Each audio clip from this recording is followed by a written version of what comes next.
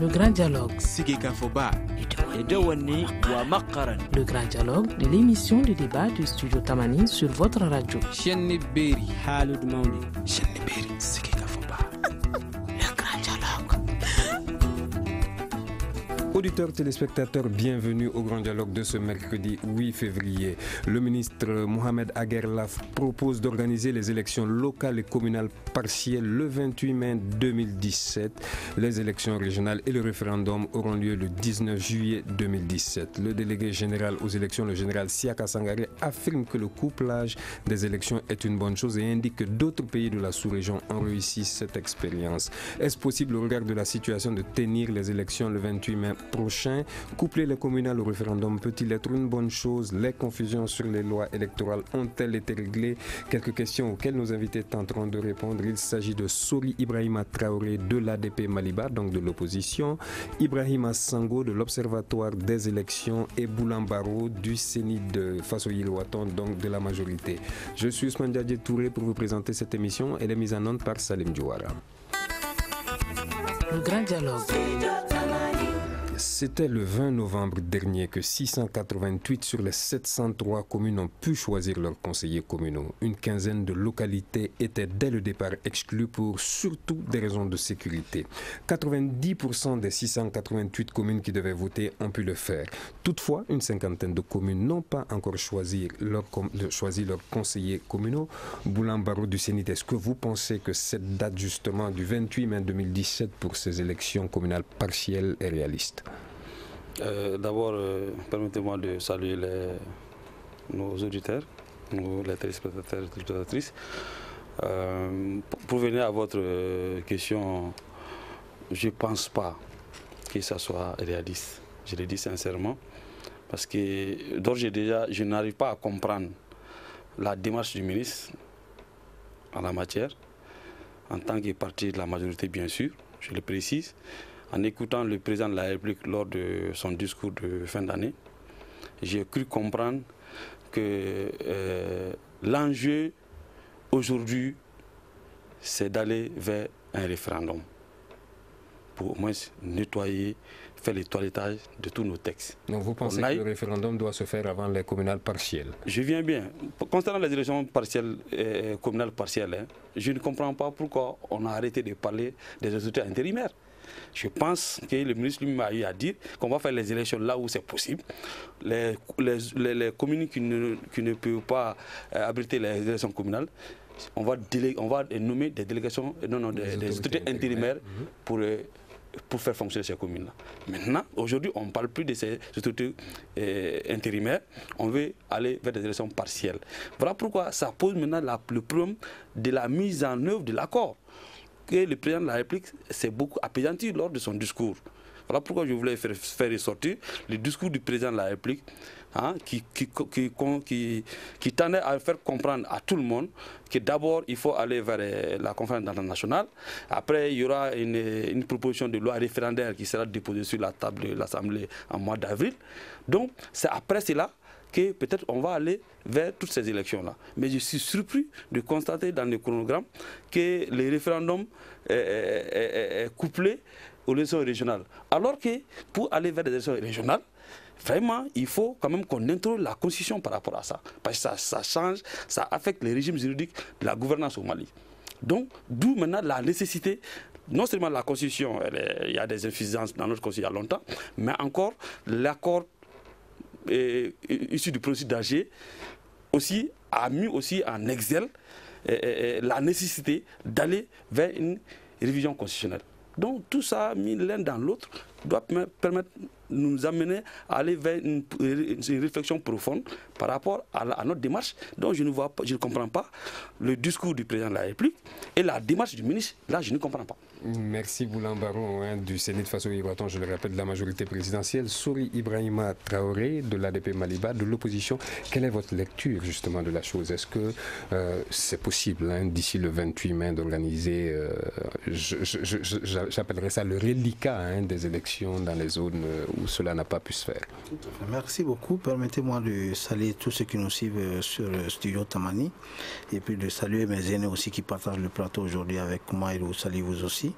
Bon, moi j'aborde dans le même sens que mon camarade du Séné du Faso et du Bâton. Nous pensons que le gouvernement est en train de continuer dans un faire semblant qui n'arrange personne. Au sortir des élections du 20 novembre, l'ADP Madiba était de ceux-là qui avaient exigé qu'il y ait l'audit de toutes les opérations électorales du 20 novembre. Parce que nous avons pensé en son temps que nous avons connu un cauchemar politique le 20 novembre. Il y a eu tout sauf une élection. Et ça, je crois que la classe politique, dans sa large majorité, ont partagé ce point de vue, y compris aussi les observateurs. De mon point de vue, pour faire quelque chose qui soit en phase avec la démocratie, il fallait faire l'état des lieux d'abord. Aujourd'hui, la situation sécuritaire du pays est plus inquiétante que le 20 novembre encore. Quand on regarde tout ce qui se passe, même pas encore au centre du Mali, mais jusqu'à Bamako et à Koutiala, nous nous posons la question, qu'est-ce que le gouvernement veut en réalité? Est-ce qu'il s'agit de faire des élections pour faire des élections ou est-ce qu'il faut faire des élections pour consolider la démocratie? Donc nous disons que parler des élections et le 28 mai 2017 relève vraiment de l'utopie. Et il est très important pour le ministre de revoir un peu sa copie pour être en phase avec l'état actuel du pays et notre avenir. Alors est-ce que justement c'est jouable aussi d'avoir ces élections régionales et le référendum le 9 juillet 2017? Je pense que Barrow avait vidé cette question, ce n'est même pas possible. Parce que les élections régionales doivent pouvoir avoir lieu après le toilettage de la constitution malienne, pour que tout ce qu'on prévoit de mettre en œuvre soit en phase avec notre constitution. Des choses vont fondamentalement changer dans ce pays.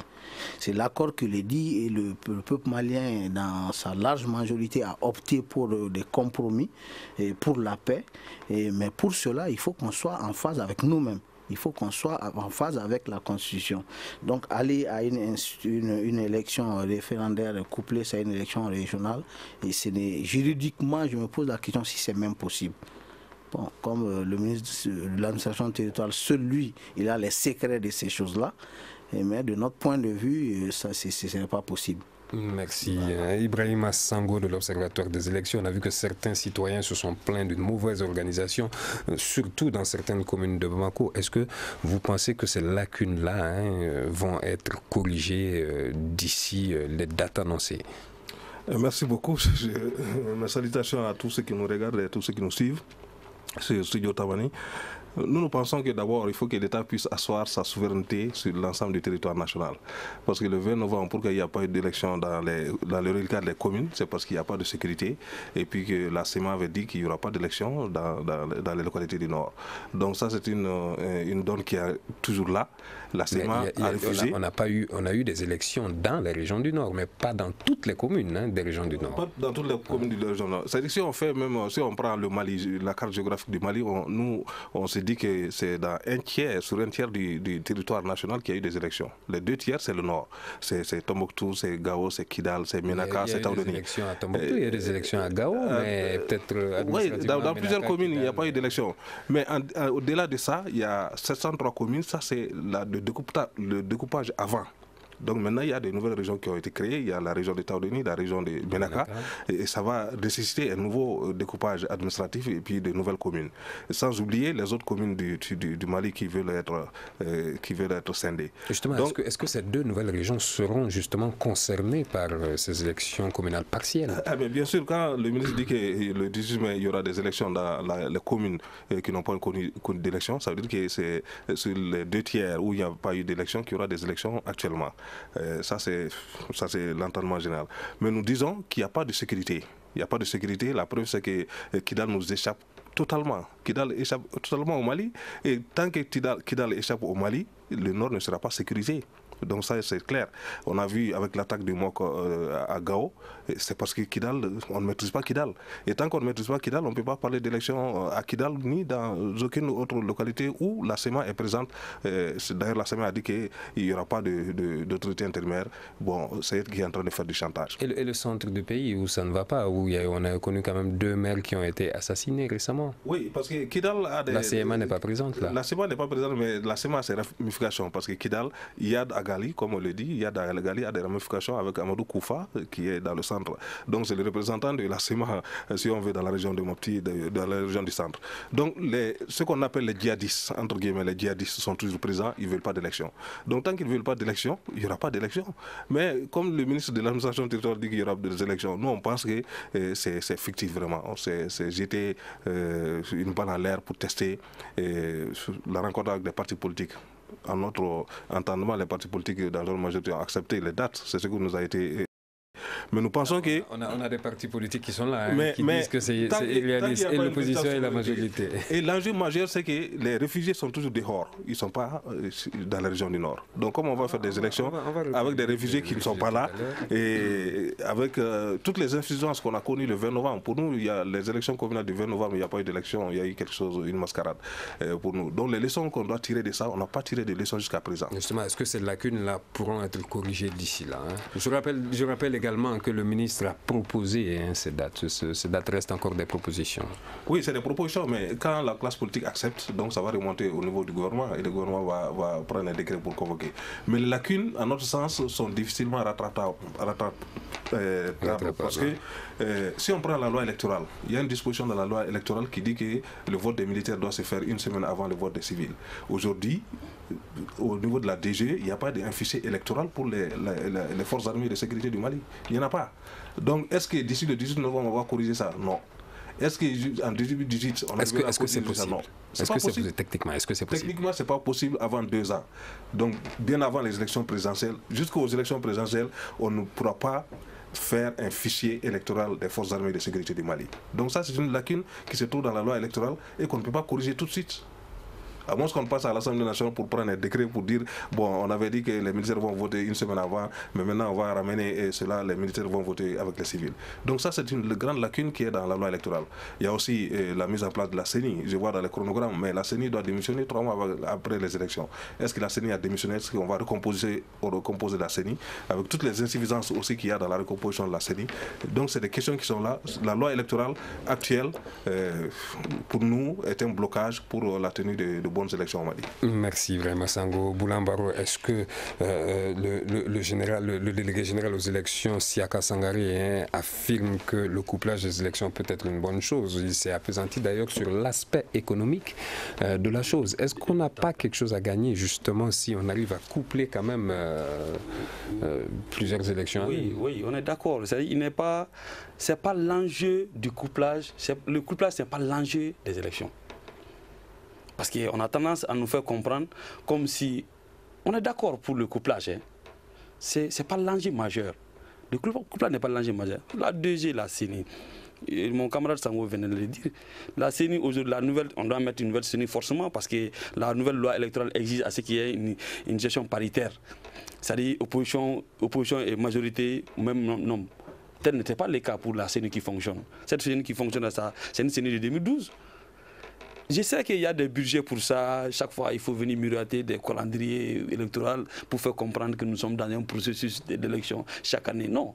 Moi, je pense qu'il est temps qu'on s'arrête, hein, qu'on aille en profondeur de la chose. Juste tout ce qui se passe là, c'était peut-être c'est pour justifier le mieux fondé de leur existence. La CENI, la DG, ou à la limite le ministre de l'administration territoriale qui pense qu'il est là seulement pour les élections. On a d'autres fonctions. Je pense que les gens... La DG et la CENI pensent qu'ils sont là pour les élections. D'accord. Mais le ministre de l'administration a d'autres prérogatives qui vont au-delà des élections. Aujourd'hui, lui-même, il n'a qu'à faire en tant que ministre de l'administration territoriale. Il n'a qu'à seulement interroger les gouverneurs, les préfets, les sous-préfets. On a du mal, même là où les zones qui sont censées être sous nos contrôles, l'administration n'est pas là-bas. Ça doit être sa démarche. J'ai dit souvent, on se pose la question, vraiment, comme le président de la République lui-même a constaté à travers le MOC là, qu'on a été piégé, il y a des traites parmi. Mais même là, il faut aussi poser la question à tous les niveaux. Si toutefois, il n'y a pas de pièges, si les traites ne sont pas à tous les niveaux, nous ne pouvons pas comprendre. Quand on convoque, par voie de médias, on convoque les partis politiques à aller écoutez le ministre de l'administration, il fait une proposition. Mais ceux qui sont partis pour la rencontre n'ont pas mandat à valider quoi que ce soit. Moi, je suis de la direction nationale du cinéma face au Luaton. Mais il faudrait qu'on nous fasse revenir ces informations pour qu'on puisse se statuer là-dessus. C'est pas comme ça, on envoie des gens, ils vous écoutent, mais ils disent qu'ils sont d'accord. C'est pas comme ça. Parce que ça touche la vie de la nation. Et tout ce que nous sommes en train de dire, c'est clair. La révision constitutionnelle dont il parle, il a l'assurance qu'on va avoir l'intégrité de tous les territoires avant la date indiquée. On ne peut pas faire des révisions constitutionnelles tant qu'une partie du territoire nous échappe. Ça, c'est la Constitution qui le dit. Ça, c'est un 2. Et on n'a pas encore. L'Assemblée nationale ne s'est même pas prononcée par rapport à la loi référendaire. C'est comme si c'était un mépris de nos décisions. Comme si, nous savons que l'Assemblée va voter, mais il faudrait qu'on respecte quand même les procédures. Qu'on respecte les procédures. Merci Bouna Barrow. On va observer quelques secondes de pause pour venir continuer cette émission. Vous écoutez Studio Tamani, votre avis nous intéresse. Écrivez vos commentaires et suggestions sur la page Facebook et dialoguez avec nous. Studio Tamani, c'est aussi les réseaux sociaux. Élection communale partielle de 2017, est-ce possible? Nous discutons donc de cela pour le grand dialogue d'aujourd'hui. Alors, Sori Ibrahima Traoré de l'ADP Maliba, est-ce que justement ce ne serait pas économiquement mieux pour nous si on arrivait quand même à coupler nos élections? Bien sûr que oui, si on parle sur la base d'une analyse économique, mais au-delà de l'économie superficielle, regardons en profondeur. Les questions politiques, les questions électorales ont un coût. Il faut payer le prix qu'il faut pour avoir de bonnes élections. Nous, à l'ADP Maliba, nous ne nous posons pas la question par rapport au coût de ces opérations, mais nous nous posons la question par rapport à la fiabilité de ce qu'on va faire, par rapport à la finalité de ce qu'on va faire. Aujourd'hui, aller à une élection à moindre coût pour avoir des élections aux résultats contestables et contestés, et moi je pense que cela n'est pas vraiment une bonne chose pour la République. Donc nous disons que coupler pour coupler, et rien que pour les questions économiques, ce n'est vraiment pas responsable d'aller dans ce sens. Nous pensons qu'il faut regarder les choses en profondeur. Qu'est-ce que l'état du pays nous impose aujourd'hui? Qu'est-ce que l'état actuel du pays, les élections passées, à la lumière de toutes les insuffisances qu'on a pu noter par-ci et par-là, ça nous commande de faire un travail sérieux. Et quand vous regardez les dates proposées, qui selon les propos du ministre sont même des dates qui ne vont pas changer, hein. Ce n'est pas à la suite d'une consultation des partis politiques. Nous avons été tout simplement informés par rapport à la date. Il y a des contenus, il y a certaines actions, il y a un petit plan d'action qui peut être amélioré, mais ce calendrier, et pour le ministère, c'est un calendrier vraiment qui sera respecté à la lettre. Et ce calendrier nous informe que le 27 février, c'est-à-dire dans quelques jours, dans moins de 3 semaines environ, la CENI va être installée. Mais ils vont installer la CENI sur quelle base? Les partis politiques n'ont pas été consultés, les différents groupements de partis politiques n'ont pas été consultés. Une CENI ne s'installe pas comme ça. Ça, c'est pour ne parler que de la question de la CENI. Ou bien c'est l'ancienne CENI qui vont reconduire. Ça contredirait un peu les textes. Ça contredirait les textes. Donc, pour moi, il faut vraiment faire un toilettage des textes, avoir un large consensus autour de ce qu'on projette de faire pour pouvoir parler d'élections. Par rapport au référendum, moi, je pense que c'est évident que tant qu'une partie du territoire national échappera au contrôle de l'État, on ne pourra pas faire un référendum. Pourquoi ne pas aller vraiment en profondeur et traiter les questions du contrôle de l'ensemble du territoire national? Ça fait partie de la préparation de ces élections. Ceci m'amène justement à vous proposer, messieurs, et à vous, chers auditeurs, les réactions de la CMA à travers Amberi Agrissa. On écoute. Quand on parle d'élections partielles, pour moi c'est un exercice de langage. Parce que les élections qui ont lieu en novembre, pour nous, ce n'étaient même pas des élections. Elles n'étaient ni légales ni légitimes. Parce qu'on a voulu les organiser dans la Zawad au cours du processus d'Alger. Et dans ce processus, les élections doivent être organisées par les autorités intérimaires qui jusqu'ici n'ont pas été mises en place.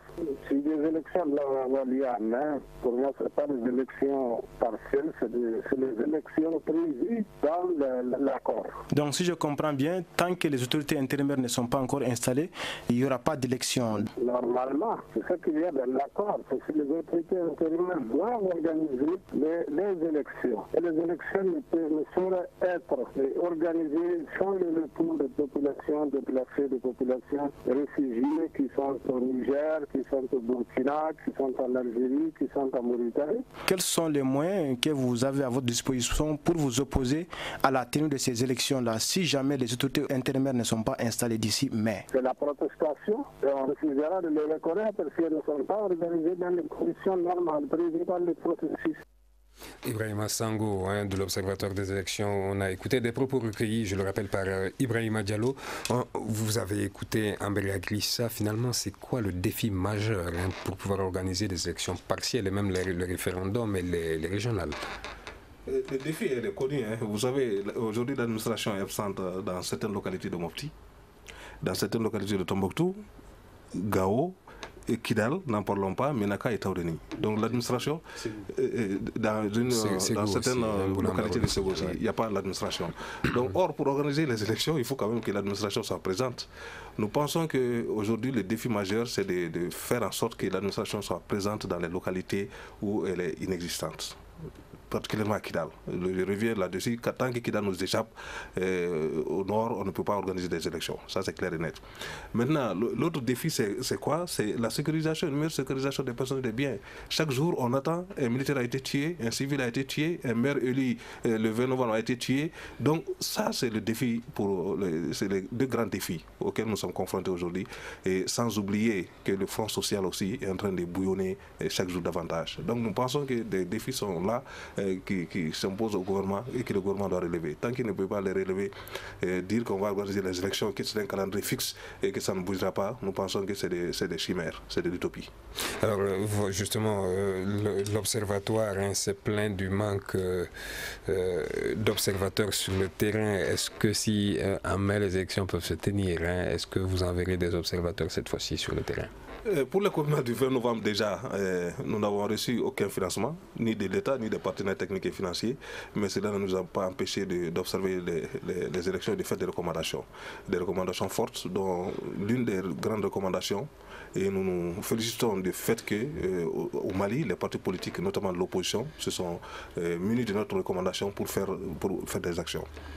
Alors, je voudrais simplement rappeler qu'une des failles des communales du 20 novembre, vous avez tous suivi avec nous que l'opposition a quand même déposé une motion de censure contre le gouvernement pour le fait que les élections ne se sont pas bien tenues.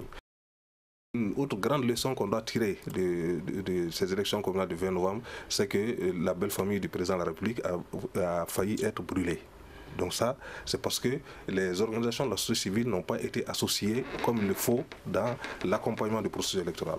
Et quand nous disons que le processus électoral, ce n'est pas seulement les partis politiques et l'État, mais c'est aussi les organisations de la société civile qui ont leur rôle à jouer, et un rôle d'apaisement, un rôle d'éducation, de sensibilisation des populations, des citoyens, pour qu'on puisse aller à des élections calmes, à des élections paisibles, à des élections transparentes.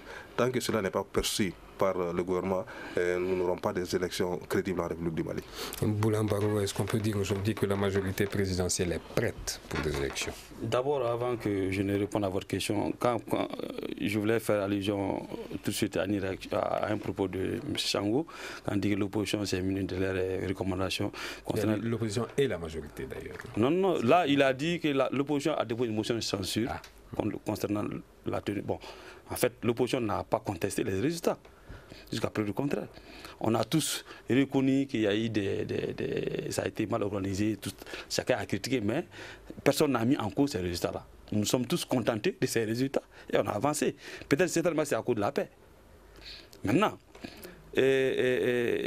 la situation actuelle, vraiment moi je veux une fois de plus quand on essaie de voir, c'est vrai que le front social est bouillonné, mais la classe politique, il y a un accalmie, il y a une sérénité, il y a une cohésion relative entre la majorité et l'opposition à ce moment-là. Maintenant, je pense que si on maintenait cette dynamique pour aller jusqu'à la conférence d'entente nationale, ça peut nous aider à mieux pour voir clair après la conférence d'entente nationale.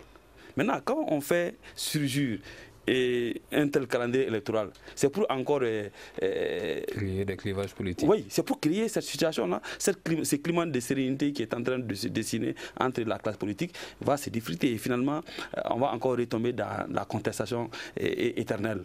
dont on n'avance pas. Je ne comprends pas honnêtement cette démarche-là en ce moment-là. Pour moi, l'enjeu majeur, au regard du discours du président de la République, à son discours à la nation en fin de l'année, vraiment, c'est un discours très clair, précis et concis, qui a fixé vraiment les caps.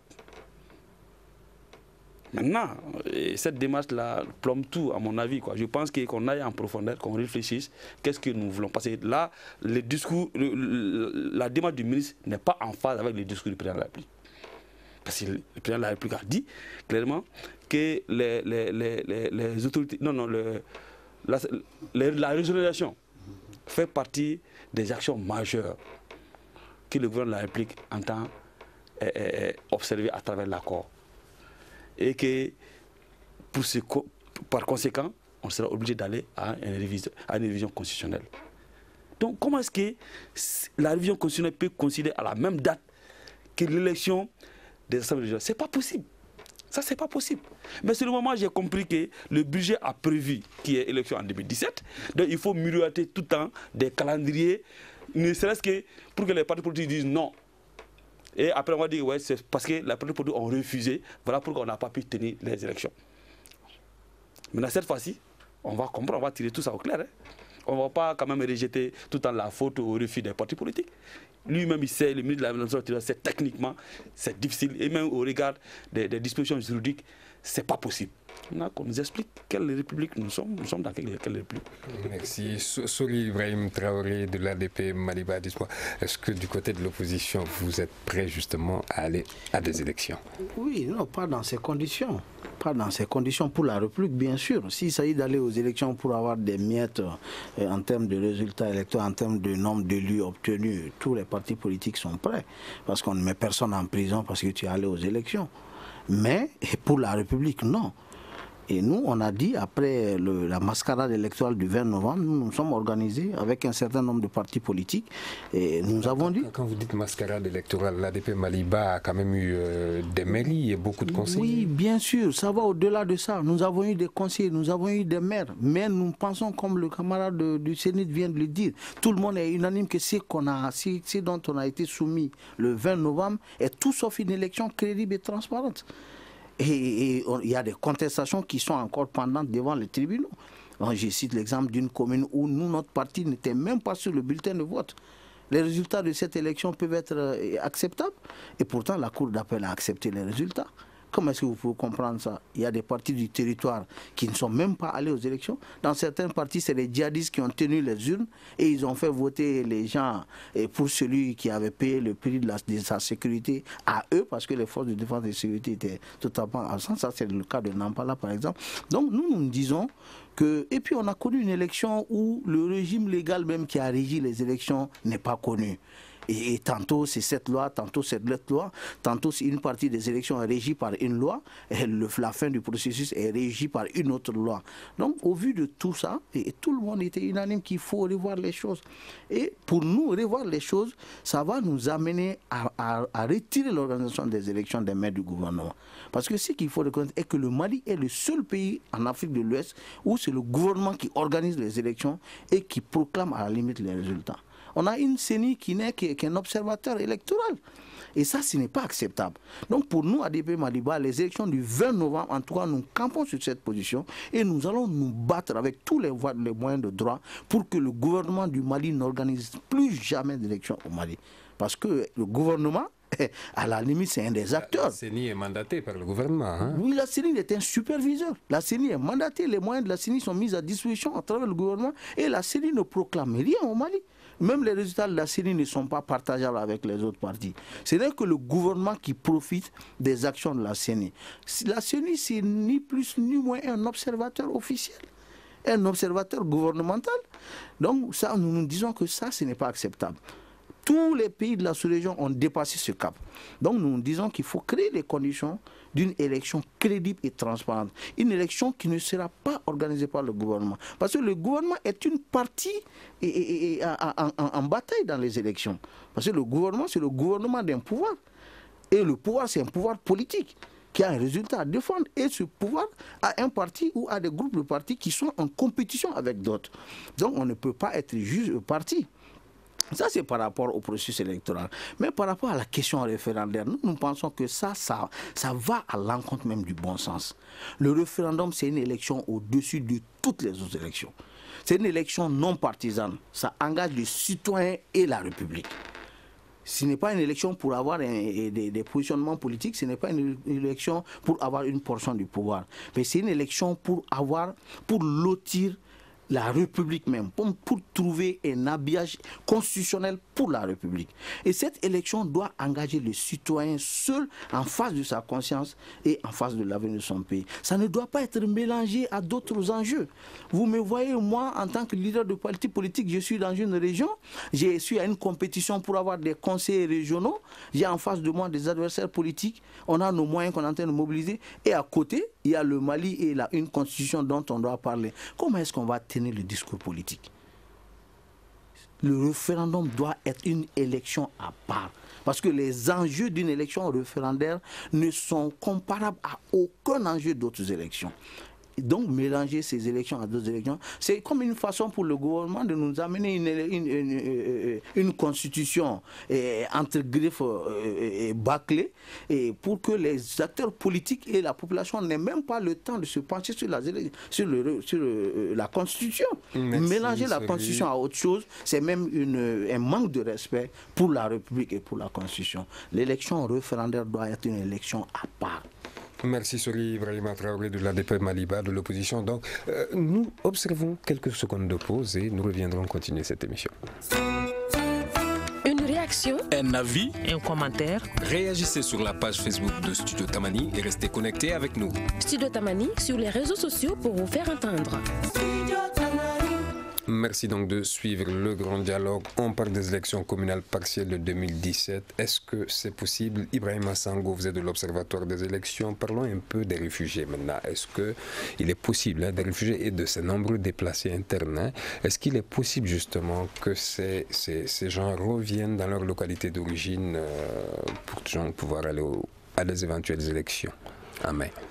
C'est difficile. difficile. On a tous suivi l'intervention du représentant de la CEMA. L'accord de paix jusqu'à présent n'est pas effectif. L'accord de paix boite jusqu'à présent. Il y a la question non résolue des autorités intermédiaires, la question non résolue du retour des réfugiés.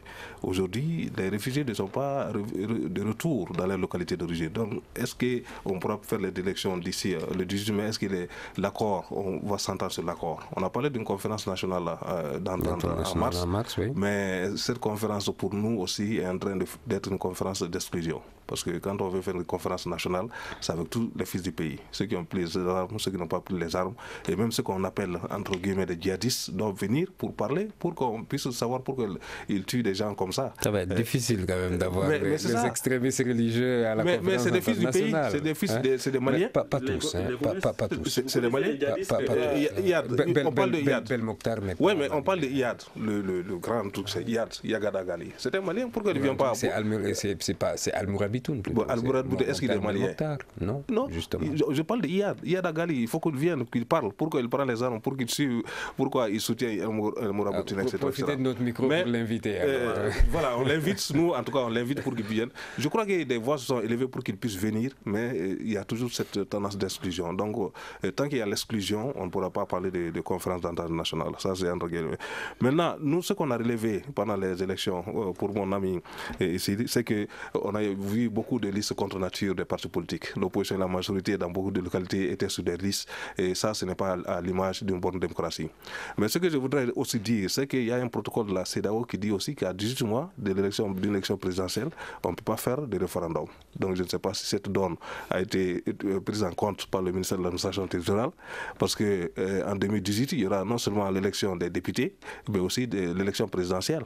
Donc cela aussi, c'est une donne qu'il faut mettre dans le débat pour dire que actuellement, on sent que le gouvernement est en train de partir à droite, à gauche, sans avoir un cap fixe.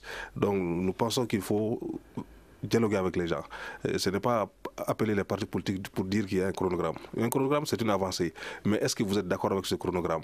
Est-ce qu'on a partagé le chronogramme avec les partenaires techniques et financiers? Est-ce qu'on a partagé le chronogramme avec les organisations de la société civile? Et là, je voudrais dire un élément aussi, c'est qu'au Mali, notre plus grand défaut, c'est qu'il n'y a pas un organe unique de gestion des élections. Ça a été dit, il y a la CENI, il y a l'administration territoriale, la DG, et chacun se rejette la balle pour dire tu as fait ça, tu n'as pas fait ça. Mais l'autre donne plus importante, c'est qu'il n'y a pas un budget national pour soutenir les élections au Mali. Il n'y en a pas. Pour dire que voici le chronogramme électoral et voici le budget dont dispose l'État pour organiser les élections. Voici ce qu'on doit donner aux partis politiques, voici ce que l'administration doit consommer, voici ce qu'on doit donner aux organisations de la société civile pour qu'elles puissent jouer leur rôle.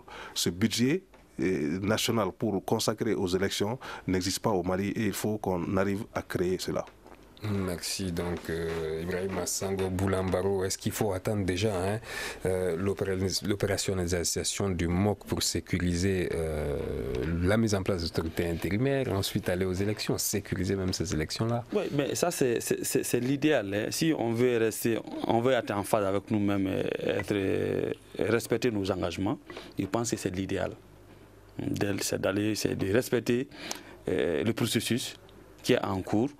Et les élections communales, nous l'avons fait dans des conditions très malpropres, mais on l'a accepté. Il ne faudrait pas que nous continuions aussi à aller dans une dynamique où on risque d'aller vers une crise politique. Parce que jusque-là, je peux dire qu'on a frôlé la crise politique pendant les 40 jours d'intérimaire de Djongunda. Jusque-là, toutes les crises, on parle de la crise multidimensionnelle. Le Mali, encore, on n'a pas encore frôlé une crise, on n'a pas connu la crise politique. Donc, quand les gens sont contentés des résultats, c'est parce qu'on a fait la pression, la violence sur nous-mêmes. Donc, vouloir encore persister dans l'erreur, qu'on fasse extrêmement attention pour qu'on n'ajoute pas à la crise une crise politique. Parce qu'une élection contestée de façon générale et rejetée, je pense que ça a des conséquences. Je pense qu'on doit vraiment qu'il y ait plus de méthodes dans la démarche gouvernementale. Et que le gouvernement lui-même soit en phase avec ses discours. La démarche, ça ne collabore pas. Ça ne collabore pas. Donc, les réfugiés, d'accord, de toute façon, même par rapport au document électoral. Moi, nous, on a fait les élections dans les coins reculés de Bamako. Beaucoup de gens ont l'âge de voter, mais ils n'ont pas encore la carte NINA. Ouais. C'est l'administration a autre chose à faire qui est différent en amont au lieu d'aller dans la préparation des élections, tout ça. Là, quoi. Ils ont d'autres activités qui doivent les occuper plus que de vouloir chaque fois brandir des chronogrammes d'élections où on va aller de report en report. Et chaque report sera justifié sur le refus des partis politiques. C'est là maintenant la fois de ce qui se passe. Cette fois-ci, on va tirer tout ça au clair. On va tirer tout ça au clair. Merci Boulambaro de la majorité présidentielle, Souri Ibrahima Traoré de ADP Maliba de l'opposition. Est-ce que les délégations spéciales devraient continuer à gérer les collectivités concernées en attendant la mise en place d'élections d'autorités intérimaires ou en attendant des élections? Bon, vous savez, on est dans une situation qui n'est même pas agréable à discuter. On ne pourra plus parler de délégation spéciale, on ne peut que parler d'autorités intérimaires selon l'accord. Mais ces autorités intérimaires, la loi que nous-mêmes nous avons adoptée à l'Assemblée nationale a été foulée sous les pieds par le ministre de l'administration territoriale qui s'est retrouvé avec une entente directe avec les groupes armés, qui a décidé de mettre des autorités intérimaires d'une manière qui est totalement anticonstitutionnelle et illégale au regard de la loi qui a été adoptée à l'Assemblée nationale. Le MOC a voulu démarrer, et tout le monde a vu ce qu'on a subi par rapport aux problèmes sécuritaires. Maintenant, dans ce contexte, on devait avoir mieux à dire. Préparer les élections de 2017, de 2018 aujourd'hui, ça passe forcément par l'amélioration du climat sécuritaire. À mon avis, fondamental. On n'a pas besoin d'être un grand expert international ou un grand leader d'un parti politique pour comprendre ça. Aussi, l'administration de ces élections-là, la gestion même administrative de ces élections, va être faite comment? Dans des zones où le gouvernement n'a aucune autorité sur les localités. À Ségou, on ne peut pas parler de SEMA. À Mopti, ce n'est pas de la SEMA qu'on parle. Dans les régions de Tombouctou, Gao, Kidal, Menaka, Taourine et autres, c'est une partie de la SEMA, mais il y a des zones qui sont entre les mains de d'autres forces qui ne sont pas la SEMA, qui ne sont pas des forces gouvernementales. Il faut parler de ces questions. Ça, c'est des questions qu'on ne peut pas survoler et faire la politique de l'autruche. Il faut les discuter. Maintenant, l'organisation même des élections en tant que telle, les différentes insuffisances sur le plan réglementaire, sur le plan législatif, entre autres, ça nécessite un toilettage profond. Ça nécessite cela pour avoir de bonnes élections. Comme le camarade Barreau l'a dit, aujourd'hui, on ne peut pas se payer le luxe d'une crise électorale. C'est qu'on a frôlé après le 20 novembre. Les partis politiques ont été responsables. Ils ont regardé le Mali en phase. Le climat sécuritaire qui était tellement fragile, est-ce qu'il fallait ajouter? Les gens ont fait violence sur eux-mêmes. Comme je l'ai dit, il y a des communes où on est allé aux élections dans des conditions inacceptables dans une démocratie. Il y a des communes où des partis politiques se sont retrouvés pendant des élections et sans être même sur le bulletin de vote. Et ça, ce n'est pas acceptable. Il y a des communes où on est allé aux élections où le représentant de l'administration ne savait même pas le spécimen officiel. Il y a eu tellement de spécimens, des spécimens qui sortent, après d'autres qui sortent, après d'autres qui sortent. Même à Bamako ici, en commune 6 du district de Bamako. À la veille de l'élection, le spécimen qu'on avait dans la main, qui était formel, qui était officiel, le gouvernement ne savait pas d'où ça venait. Donc nous pensons aujourd'hui qu'il faut revoir, assainir l'environnement électoral pour parler d'élection, assainir l'environnement sécuritaire pour parler d'élection. Au-delà de ça, on prend le risque de faire courir à notre pays une crise électorale, que Dieu nous en garde. Merci Soli Ibrahima Traoré de l'ADP Malibad, donc de l'opposition. Ibrahima Sango de l'Observatoire des élections. Si les élections n'arrivent pas à se tenir justement, quelles sont les alternatives, hein? Bon, les alternatives, peut-être je dis ça au gouvernement qui a programmé toutes ces élections. Non, je rappelle que ça ne reste que des propositions. Les partis, on a l'opposition et la majorité. On va leur demander tout à l'heure s'ils sont d'accord déjà pour cette date-là. Hein, mais tout semble indiquer que non. Donc, voilà.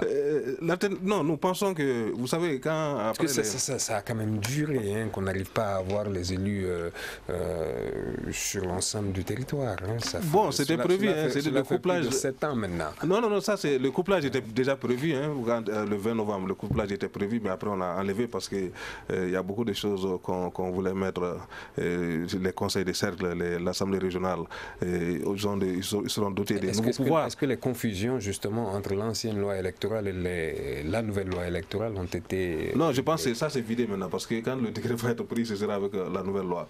Mais même ça, pour les élections communales du 20 novembre, on a dit l'ancienne loi, la nouvelle loi. Les partis politiques dans leur majorité ont respecté la nouvelle loi avec deux articles, notamment le fait de ne pas faire de propagande électorale avec l'argent, les t-shirts et tout, et puis le fait de positionner les femmes sur les listes électorales. Vous voyez, le nombre de femmes élues pendant les élections communales a presque quadruplé. Donc les partis politiques ont respecté la nouvelle loi. Mais c'est l'administration, le gouvernement malien qui a fait la confusion en disant non, il faut faire retour à l'ancienne loi pour échapper à certains trucs de la CEDEAO. Mais après les élections communales du 20 novembre, des partis politiques qui s'étaient réunis et ont voulu faire un moratoire sur les élections au Mali pour qu'on puisse s'asseoir, discuter entre responsables pour voir ce qui a marché, ce qui n'a pas marché, tirer les leçons, parce que les élections c'est un cycle. C'est avant, c'est pendant, c'est après. Après, il faut tirer les leçons pour voir ce qui a marché, ce qui n'a pas marché et corriger. Maintenant, le gouvernement n'est pas en train d'aller dans cette optique. Nous ne savons pas les motivations qui les poussent à faire ça, mais nous disons que c'est dangereux. C'est dangereux quand les gens n'arrivent pas à s'asseoir, à discuter ici, en responsable, les partis politiques, l'administration, la société civile, on n'arrive pas à discuter. On brandit des choses comme conférence d'entente nationale, alors que la base même, c'est de s'asseoir, de discuter, de se mettre d'accord sur l'essentiel. L'essentiel pour nous, pour aller aux élections, c'est avoir un organe unique de gestion des élections. Aujourd'hui, la question est posée, c'est avoir un fonds national d'organisation des élections, que le Mali puisse organiser. Est-ce qu'on peut respecter les 60 jours de convocation du collège électoral avant? Est-ce qu'on est dans les délais d'ici mai? Si, on est dans les délais, mais ça c'est pas important. L'important pour nous, je dis, c'est que les partis politiques et l'administration puissent être d'accord, que les organisations de la société civile puissent jouer leur rôle et qu'il y ait un organe unique de gestion des élections, en plus d'un fonds national dédié à l'organisation des élections au Mali. Parce qu'on avance des calendriers, d'ici 2018, il y aura 4 élections. Si on prend cet exemple. C'est les élections du 18 mai, les élections de juillet, et puis l'élection des députés, l'élection du président de la République. C'est une série d'élections. Est-ce que le gouvernement peut supporter ça? Et il faut que notre pays arrive à organiser des élections sous son fonds propre, sans avoir besoin des partenaires techniques et financiers, parce que les élections, c'est une question de souveraineté. Mais là, il faut discuter avec les gens. S'asseoir, discuter avec les gens, nous pensons que c'est ce qui est primordial. Merci mesdames, merci messieurs. Ceci va mettre donc un terme à notre émission d'aujourd'hui. Merci à vous mes chers invités. Je vous rappelle que vous pouvez retrouver cette émission sur www.studiotamani.org. Elle a été réalisée par Ibrahim Aran Diallo.